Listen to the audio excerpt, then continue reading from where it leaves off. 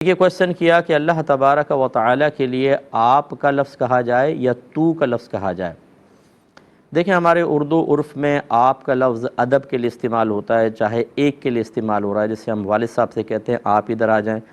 اور یہ جمع کے لیے بھی استعمال ہوتا ہے کہ آپ سب ادھر آ جائیں، تو یا بہت سارے بیٹھے ہم صرف اتنے کہیں آپ آ جائیں تو وہ اس کا مطلب ہے آپ سب آ جائیں، تو جمع کے لیے بھی استعمال ہوتا ہے۔ تو یاد رکھیے کہ اللہ تبارک و تعالیٰ کی ذات چونکہ واحد و یکتا ہے، اس لیے اس کے لیے ایسے الفاظ کا استعمال ہی افضل اور اولیٰ ہے جس میں یکتائی پائی جائے، جمع کا اس میں تصور نہ ہو۔ اس لیے اللہ تعالیٰ فرماتے ہیں، ہمارے علماء نے منع فرمایا کہ فرماتے ہیں کہ لفظ نہ کہیں، اور آپ کا لفظ اللہ کے لیے کہنا ادب نہیں ہے، بلکہ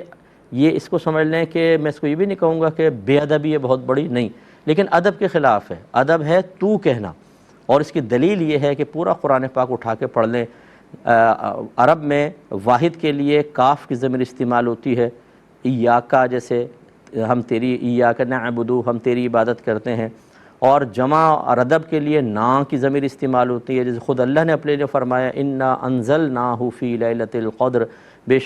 شک ہم نے اس قرآن کو لیلۃ القدر میں نازل کیا۔ تو اللہ نے تو اپنے لیے جمع کی ضمیر استعمال فرمائی، لیکن انبیاء علیہم السلام کی جتنی بھی دعائیں منقول ہیں، صحابہ کرام نے جتنی بھی نبی اللہ تعالیٰ سے دعائیں مانگی اور اللہ کو مخاطب کیا، لفظ تو کے ساتھ کیا ہے، یعنی واحد مذکر حاضر کی ضمیر استعمال کی ہے، جس کا اردو میں ترجمہ آپ نہیں ہے تو ہے۔